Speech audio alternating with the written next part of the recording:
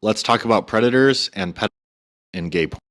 I want to make this video because I am a famous gay porn, and way too many people talk about this topic that are not in the industry. Now, obviously, as we all know, at least most sane people, most people in the gay porn industry, most actors are pretty nice. Trust me, I know. I've worked with more creators than 99.99% of other people have. So I know that most creators in this industry are overall nice people. But let's maybe talk about the ones that aren't and some of the warning signs that they might be a little bit weird behind the scenes. So let's start with the most obvious one. This happened recently.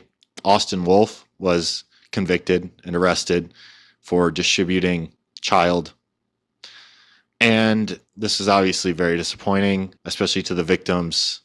If you read the transcripts, my buddy Harley Xavier has, I've made videos about this with him. He was basically taking money from parents of children and making videos with those children and selling them on the dark web. I had never met Austin Wolf, thank God, right? But a lot of my friends have, and people thought he was nice, I guess. He always gave me weird vibes though, and this is why. Basically, one of the warning signs I think of when maybe somebody isn't very upstanding behind the scenes is the type of content they create. If they're always filming with the same type of guy, like young looking twinks, that might be a little bit of a sign that they might be into younger guys. And, you know, when you're in an industry like this, where young people do watch you, it obviously can be very easy to take advantage of your position as a icon and take advantage of others. I consider myself normal in the fact that I've never done this, but I could definitely see how somebody who is into children would take advantage of some of the DMs that they get. Because I've gotten DMs that are like, hey, I'm 16 years old. Can you take my virginity? And obviously, I don't respond or I block them.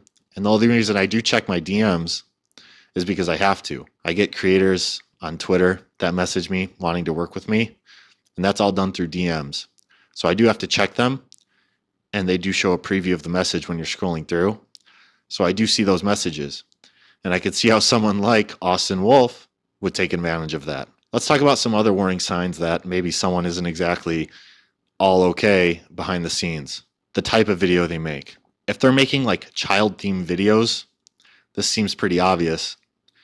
But if they're playing, like if they're taking part in a video that one of the members of the video is sort of supposed to be like underage, might be a little bit of a warning sign that something behind the scenes is off. Maybe they're into something that is just straight up illegal for good reason, of course. So you have to watch for that. I've been doing this job for 6 years, and never once have I ever been tempted or even thought about making like a video where someone was supposed to be underage or like anything like that. And I did see that once happen recently. And people, of course, were upset over it, justifiably. And it's like, what are you thinking? I don't understand. Another reason I'm making this video is because, you know, all these people have a website called, or are signed up to a website called Only, you know what I'm saying? And you really should watch who you're giving your money to on these websites, because not everybody is deserving of your $12 or $10, as silly as it sounds. It's just the truth. Like, I see this type of content on Instagram too, where I make a new Instagram to maybe get bodybuilding content. And sometimes these types of posts pop up in my feed where it's like 17-year-old bodybuilder, and it's like it's a child, and they're flexing in an Instagram reel. And that stuff gets a lot of likes, and that's concerns me too. And I don't see anybody talking about this type of thing. Like, my main question is like, why is the audience so invested in young looking guys, like underage men, like even on Instagram? Like, I don't get it. People need therapy, and it like breaks my heart because all of this is like reflected back on us in the industry as a whole. And it's just not fair. After the Awesome Wolf thing, I get comments like, you're next, or like, you know, it's like, I've never done anything like that. I've never wanted to do anything like that. The only time I do hook up with guys is for work. I don't really hook up with anybody outside of work. I just don't. And I haven't for the 6 years I've been doing this job. It's just like one of those things where, like, just because one person in this industry does it, everybody just wants to be on the lookout for that next person. And it's going to be pretty obvious who that person is. And you're not going to really have to do much speculation. Like, it's going to be pretty easy to tell who might be into underage people or not, especially if you really examine the type of content they create, because they're going to create things that they're into, of course. And if they're marketing themselves in that way, you should be on the lookout and probably not give that video any attention or any likes. Definitely don't give them any money. And I haven't even touched on the predator part of it yet. I know so many friends who have been assaulted on the job site trying to make a video, and they get by another man. Like, now I do straight too, and I've done straight. What really bothers me is how often this happens to, like, amateurs. And it definitely happens to women more than it does men, obviously, because women are smaller and straight guys can take advantage of them easier. But it's happened to some of my friends too, like on set. Thank God it's never happened to me. I mean, I've definitely been taken advantage of before by a celebrity, like 100%, but I've never sort of been, like, assaulted violently, which is nice. It's like one of those things where it's like it happens so frequently. And it's crazy because, like, making porn is like having sex professionally. Like, you're supposed to be a professional about it. It's supposed to be a job. You're not supposed to necessarily be having fun. Yeah, there's fun parts about it, but it's not supposed to just be a good time. You're supposed to worry about the art of it. You're supposed to worry about the angles. You're supposed to obviously worry about the money you're going to make from the video. It's a job. It's just a job. These people, they're predators, and they get into this, and they think because of their position they can just abuse others. And, like, it's just not right. The biggest thing I worry about when I'm on set, because I am a bigger creator, is, like, how comfortable the other person is with what we're doing. I don't work specifically. I tend to never work with newer creators.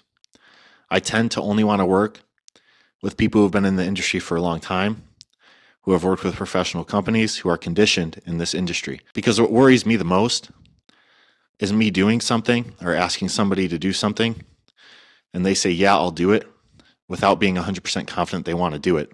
It's, like, not a position I want to ever find myself in. Like, even when I'm having sex off of camera, obviously I'm constantly asking, like, hey, is it okay if I do this? Is it okay if I do that? I don't know what makes people think that sex is just about power, or it's just about things that aren't mutual pleasure or a mutual connection with the other person. Like, I know probably plays a role into that, but, like, you can watch it responsibly. You don't have to take the wrong lessons from it. Just be responsible. Be a responsible human being. There's too many fucked up things in this world for you to add more to it. Does that make sense? Like, my track record is extremely clean because I've always worried about that kind of thing. Ask any of my co-stars, they will tell you. I can be a little rude with the things I say, but I'm never going to be, like, doing something someone isn't okay with, like, especially physically. Like, that's not what this is. It's a job. Obviously, you're being intimate in the job, so it makes it more complicated, but it's just a job. And I wish more people would understand that part and respect that part of it. The audience, some of the people in performing in the videos, it's just a job. You're not there because you're horny. If you're there because you're horny, in my opinion, you shouldn't be doing it at all. Sometimes I make amateur videos with my girlfriend, right? And, maybe one or two of those is just we were hooking up, we decided to record it. But that stuff usually doesn't get posted. Like, there are certain circumstances where it is okay. But if you're, like, talking to someone online and you're, like, scheduling a collab and all this, I don't know. It just seems weird to me to just be there because you're Like, have that be the only reason you're there. It seems unprofessional. Like, okay, fine. Maybe you could be there partly because you're horny, but it's like, that never should be the main reason you're there. Get serious about it. It's a job. A lot of people are going to disagree with what I'm saying, and I don't care because I've been in this industry 6 years. I know what it is. I've been through it all. I've been used. I've been abused. Like, I have been, it's like one of those things where I don't like to talk about it. And I would wish that harm on nobody else. And I just wish people would understand. Most people in this industry are not bad people. They're good people. It's just like the bad ones, they ruin it for everybody else. And there is a lot of them, but not most of them. So, peace out.